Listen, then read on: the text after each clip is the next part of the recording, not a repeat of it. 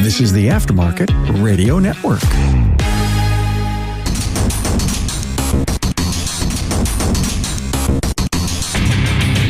Welcome, everyone, to yet another episode of Diagnosing the Aftermarket A to Z. I'm Matt Fanslow, and she's not my girlfriend. I find her interesting because she's a client and she sleeps above her covers. 4 feet above her covers. She barks, she drools, she claws. That and more after a word from our sponsor, NAPA Autotech Training. So, are you looking for the right training provider that offers cutting-edge courses to hone your automotive skills? Well, let NAPA Autotech take you to the next level. Go to napaautotech.com for more details about classes near you. I don't know about you guys, but really my Facebook, YouTube Reels, the shorts, a lot of times will shoot me some pretty interesting stuff. And granted, as you might be able to imagine, my range of interests is quite varied. I tend to like a lot of different things, from sports to science to, oh man, you name it. Watching people get bit by venomous animals, movies, movie quotes, professional wrestling retrospectives, or showing clips of old matches or since past performers, music videos or covers, lots of music covers, stuff like that, namely metal covers, so songs that weren't metal in nature covered by a metal band or by somebody that's covering it in a metalcore type of a fashion.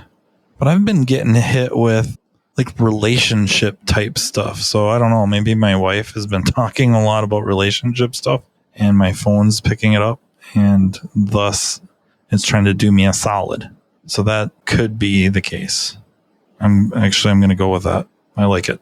Fits my worldview. In any case, it got me thinking, because I've been witnessing a few different things around shops and businesses in general, just even businesses in general, not just auto repair shops. Anywhere where you watch customer interactions with employees or business owners, as well as owners, management interacting with employees. I've just been paying attention. I've been watching it, and it's interesting to me because a lot of the advice from the videos on marriage, and not just marriage itself, like any really close relationship. I don't even know if it's got to be like an intimate type relationship. It could be friendships, close friendships, you name it. I think this works. I guess I can't really keep talking about this without referencing episode 58 with Margaret Light, where we do talk about relationships, more about us as members of this profession in relationships with our significant others, and trying to be, honestly, this was shortly after the divorce episode I did with Steckler, that we just felt so blindsided. So the purpose of the episode with Margaret was to help you guys avoid the left field divorce papers, or just them saying they want out. I can't keep talking about this without mentioning that, because really there's a lot of reference to a doctor / really a doctor couple called the Gottmans. John Gottman and his wife are really to human relationships what we would maybe say, or some of us would say, John B. Haywood is to automotive, specifically internal combustion engine operation. Kind of the authority. You start looking at papers, SAE, buying, reading, you start looking at the references at the end, and consistently John B. Haywood's book, Internal Combustion Engine Fundamentals, is referenced consistently over and over and over. And what I see is a lot of the information coming at us on relationships reference the Gottmans. So they've, I think, for the most part, reached kind of a consensus understanding of what perpetuates good relationships and what's going to spell disaster. Like one is, and Margaret kind of hinted at this a little bit in our episode, the first 3 minutes of an argument can dictate not just how the argument's going to go, but where the relationship is going to go 5 years later. That is insane. With, I think, something to the tune of 91% accuracy. So insane. The first 3 minutes is a predictor. Scary stuff. And then watching interactions between employees and management, watching interactions with clients and owners of the business or employees of the business, just screams the same type of situation. And I'm not talking like just day to day. For the most part, things go smoothly. It's when things aren't going so smoothly. And I'm going to not go to the comeback stuff just yet, but a client coming in with an issue, and for the most part, and I guess most would be anything slightly over 50%, I really feel is women already are very uncomfortable coming into a shop where most likely it's going to be male dominated, and they're going to be talking to a man or potentially a woman who their responses are now reflective of management. And the reason I say that is the reason I think this whole episode has some importance to it or some clout is that front counter where the clients come to us, that has to be a safe place. No, I'm not talking about a safe room. I'm talking about a safe place, safe space for them to tell us really how they feel, which I know sounds super therapeutic, but it's also very, very true. They may not structure it quite as properly as, if we were sitting in marriage counseling together or relationship counseling together, where there'd be some urging to reword things and, oh, what you're saying isn't really a feeling. It's more accusing, blaming. That's not really a feeling. Why don't you say how you feel? Well, fine. At the front counter, we're going to have to do a little bit of reading between the lines.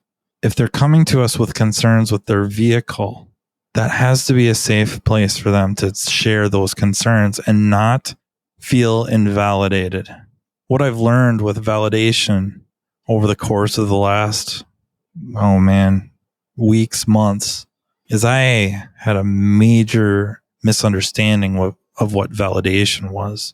Validation, whether we're talking about at the front counter or even in our relationships, is basically agreeing or conceding guilt.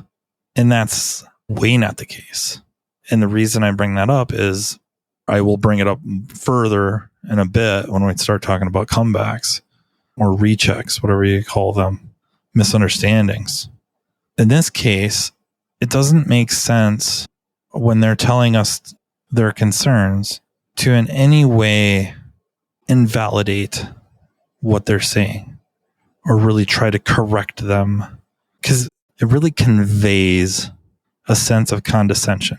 And if we start doing that at the front counter, much less in our relationships, it is one of what they call the 4 horsemen of the apocalypse of relationships. It is now putting them at even more unease. And the worst part about that is lack of trust. They don't trust us. They don't trust us. They're uncomfortable.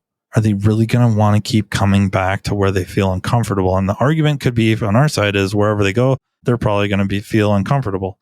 It's not the worst argument.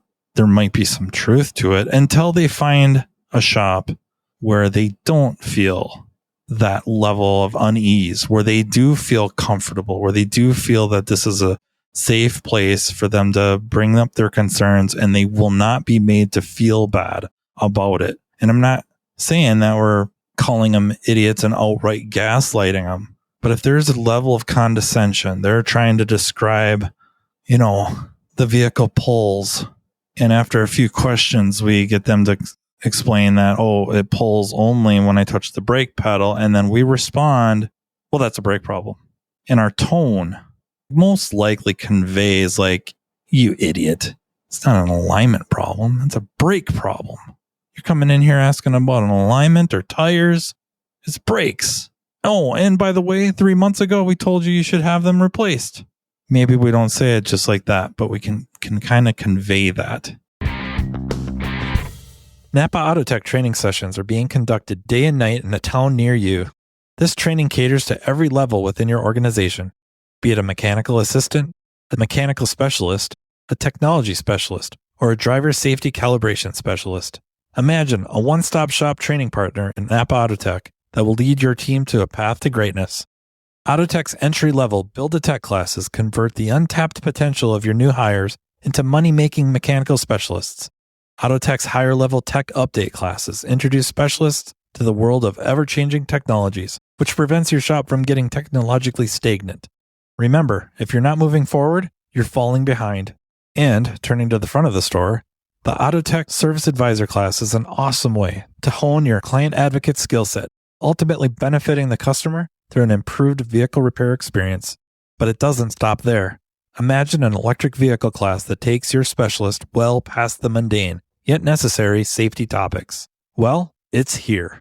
Autotech's EV Ready training is a week-long curriculum that takes participants through a hands-on experience involving hybrids and electric vehicles. The session kicks off with the use of PPE and proper tooling while touching on required OSHA regulations. Then, the students dive into the lab vehicles to gain knowledge of the common high-voltage components on EV and hybrid vehicles and their function. Attendees will be taken on a path exposing them to different electric vehicle manufacturers to compare component form and location. Additionally, information about Level 1 and Level 2 charging systems will be included, along with a quick look at DC to DC charging. The operation and maintenance of subsystems are explored, including the different modes of Tesla operations, and so much more. So what are you waiting for? Commit to taking your business to the next level with NAPA Autotech training. Just the mindset of having a safe space at the front counter for our clients is extremely important. And then for employees to be able to interact with management, virtually everywhere should be a safe space, but especially whoever's office, the owner's office, the manager's office, that needs to be a place where feelings can be shared. And I know that just probably causing some hair on the back of people's necks to stand up when I say sharing feelings, but they can come to you with concerns. Well, the concern may or may not be a feeling, but if they're feeling a certain way, like just a fear of, I'm scared of tackling another network problem. I'm scared of tackling another parasitic drain because last time it didn't go so well and you really came down on me pretty hard for not figuring it out right away. Even if honestly that wasn't the case, or you didn't think you really were, that you weren't frustrated with them, you were frustrated with the vehicle or the situation or the client. We're back to that validation word. They need to have those feelings validated, that I accept that you feel this way. I'm sorry you feel this way. That's probably the best way to say it, is I understand why you might feel that way. And then suggest that, I don't want you to feel that way. I didn't think what I was saying was that way, or my intentions were not to make you feel a certain way, or certainly not badly. I was frustrated with the car. I was frustrated. This can open up a dialogue. How can things be handled better? Gets it out in the open. That now becomes a place where not only can they come to you with concerns and ideas and feelings, but also they're coming to you with solutions. They're more engaged, and you're going to find that vaguely your relationship, but also your communication and everything, bantering back and forth, improves. The entire environment of the shop starts to improve immediately. And this is just without a lot of emotion going on. This is without a lot of escalation, because we've learned that validating a client isn't conceding guilt, at least for why they feel the way they do. It's acknowledging that their feelings, we don't get to decide how they feel. It takes us to the next level of, now there's an issue. And this is where you really see this stuff happen. The real negative stuff is the client has now spent however much money with you. To them, it was a quote unquote a lot of money. Doesn't matter how much. Maybe it doesn't even matter if it's a lot of money to them. They've paid you to take care of a concern, And now that concern is not fixed, or they have a new one, and it's an ever since you. And I know how we all feel about ever since yous. We talk about that a lot. But in the client's eyes, they're scared. When it really gets down to it, they're scared. They're scared that they've misplaced their trust. They've scared they're going to be living one of the nightmares that they've read about or seen on TV in these news magazines or whatever you want to call them, where they've spied on or checked up on these scamming repair shops, and they're just scared to death they're getting scammed. They're scared to death they're being taken advantage of. I mean, they're elevated. Their emotional state is greatly elevated. They're upset. They're raising their voice, maybe even flat out yelling. They want to be reassured that we got their back. And this is where those tools come in extremely powerful, because too often what happens to that response, someone coming in hot, they're aggravated, they're scared, but we don't see it as scared. We just see it as they're angry. They're blaming us. We get defensive. I'm almost immediately defensive. And that's where we take zero accountability. We do not validate how they feel at all. So now it's escalating it even more. They're getting more upset. They're more scared, because now not only are they fearful that they got scammed, the person they're talking to, the person that you're hoping will give a rip, is getting ultra defensive, and they're not feeling heard. And the trust is just dropping, like falling off the edge. And it's just a bunch of emotions. Everybody's into their emotions.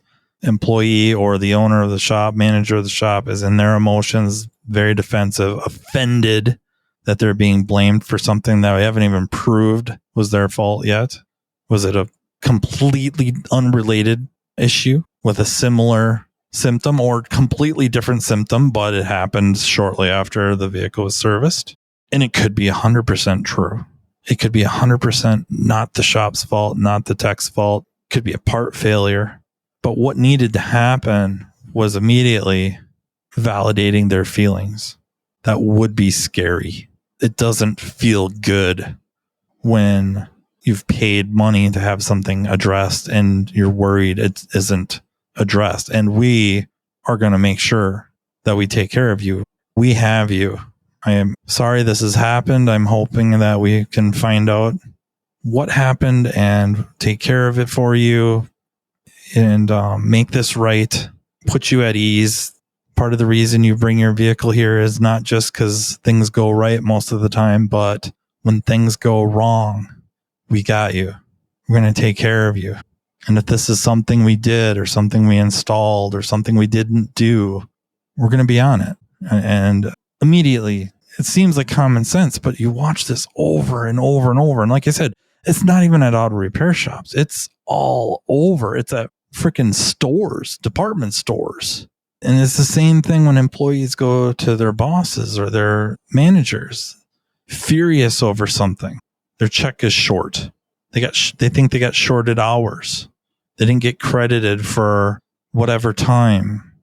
They're losing time because somebody forgot to order parts and now their paycheck is suffering and that's not fair. And whatever scenario can come up with that they're in there, they're very upset. And yes, mechanics, technicians, mechanical specialists, technical specialists aren't the best about phrasing. They're not going to come in phrasing their words and using their I feel statements.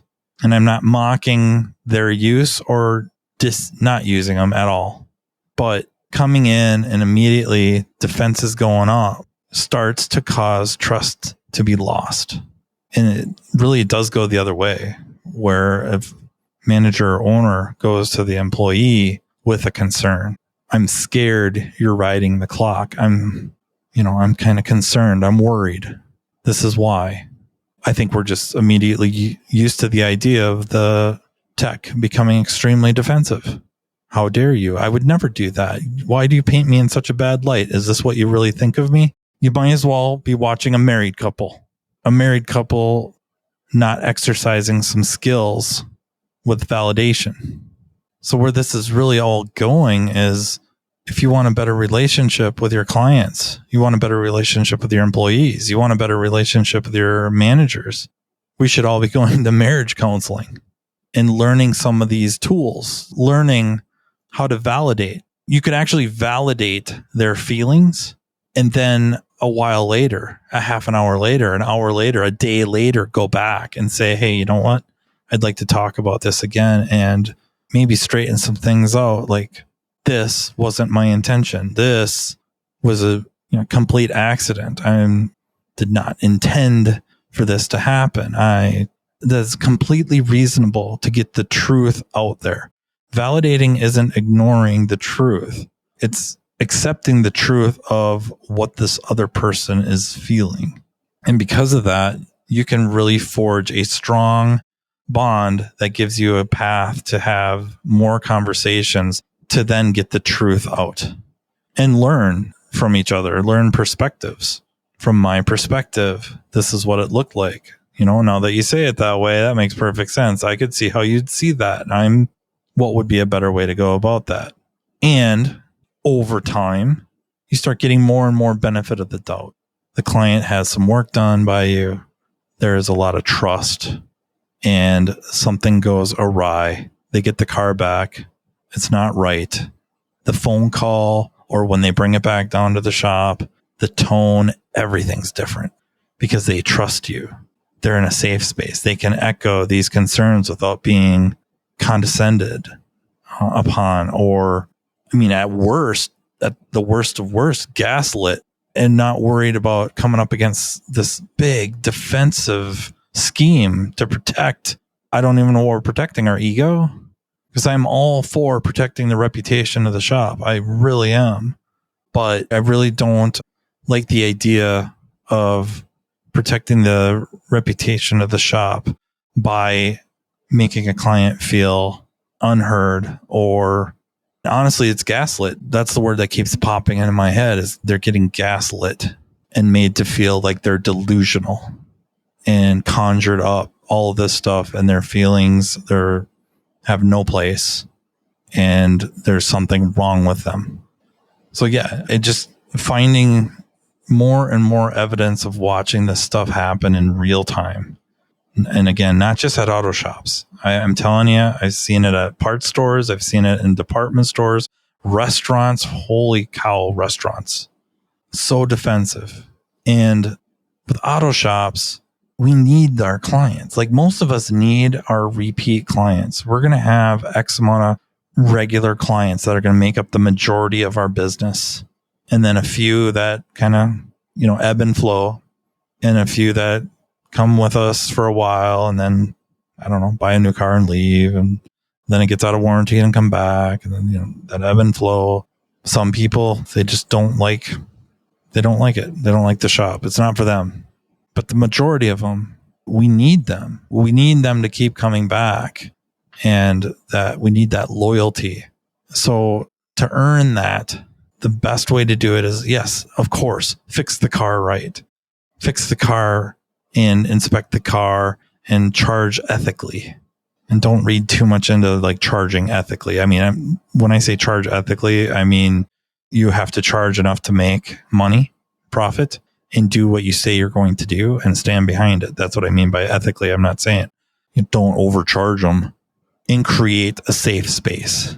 Coach your employees, the people that are going to be at that point of sale area where they're going to be interacting with clients. Think of it as creating a safe place for them to share their concerns, their worries. Do you have to be a therapist? No. But could you use some of the techniques taught in therapy? Absolutely. Absolutely. There's resources. Not only go to some counseling sessions, or there is a YouTube channel called Jimmy on Relationships. You can just Google Gottman, Gottman, and read and read and read and watch videos and watch interviews with them. I guess I would also kind of throw in James Sexton, the lawyer. That's maybe more for marriage stuff, but he still throws out some really good bits of advice here and there. But the strongest is the Gottmans by far. And then the Jimmy on relationships references the Gottmans a lot.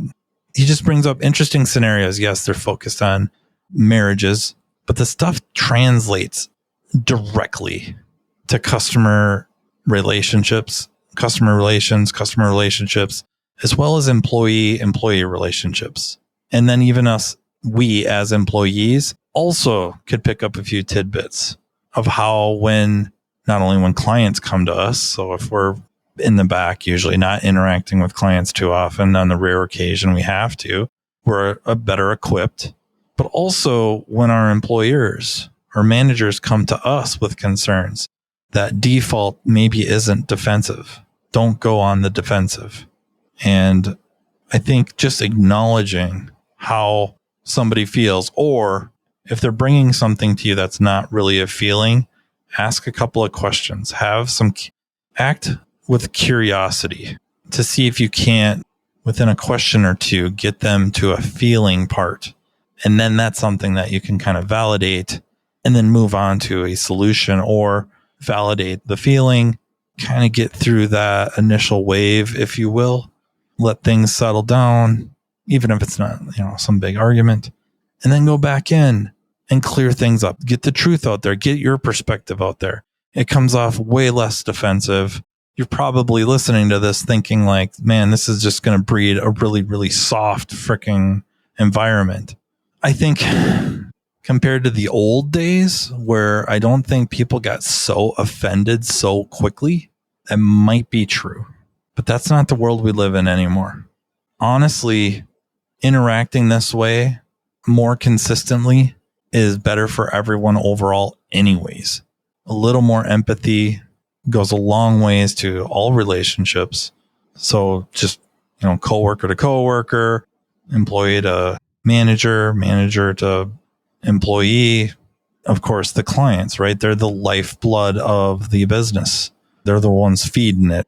And maybe we don't, quote unquote, love them the way we would like a significant other. But the reality is we really need them. And if we kind of thought of it in that, to a degree in that context, and we want to have that just open door, as stress-free as possible, safe area for communication, it could really cause business to really explode, and the loyalty from clients like you've never imagined. So I hope you kind of see where I'm going with that. I hope you do check out some of those channels. And if you've been in marriage counseling, I hope you think about what you've maybe discussed. And I'm not talking like just specifically with your significant other, but some of the techniques, or maybe they did bring up Gottman's and our responses and how we react, right? Rarely is it good to react. We want to act. We want to be proactive, not reactive. So all these tools can be used at the front counter or with our clients, with our employees, to great benefit. Great benefit. And honestly, if we really want to tweak this a ways, we could basically say going this road, using these type of tools, if we want to make a game theory reference, is almost the definition of the Nash equilibrium, which might by itself be the topic of an episode coming up. So that's how I will leave you. I hope you got a kick out of that. I hope it really gets you thinking. Please do check out those channels. Please go back and listen to the episode with Margaret Light, episode 58. And with that, I thank you so much for listening, and thank you for the comments, the emails. Please keep them coming. I get a kick out of them. Some of the ideas for episodes or questions, I definitely enjoy that and look forward to seeing more. Thank you to our sponsor, NAPA Autotech Training, and thank you to the Aftermarket Radio Network. And until next time, take care. You've been listening to Matt Fanslow, diagnosing the aftermarket A to Z on the Aftermarket Radio Network. Follow Matt on your favorite listening app. He's very interested in what you have to say. Let him know what you'd like him to cover and come on the show. Matt is all for advancing the aftermarket. Find Matt Fanslow on social media and connect, or on aftermarketradionetwork.com.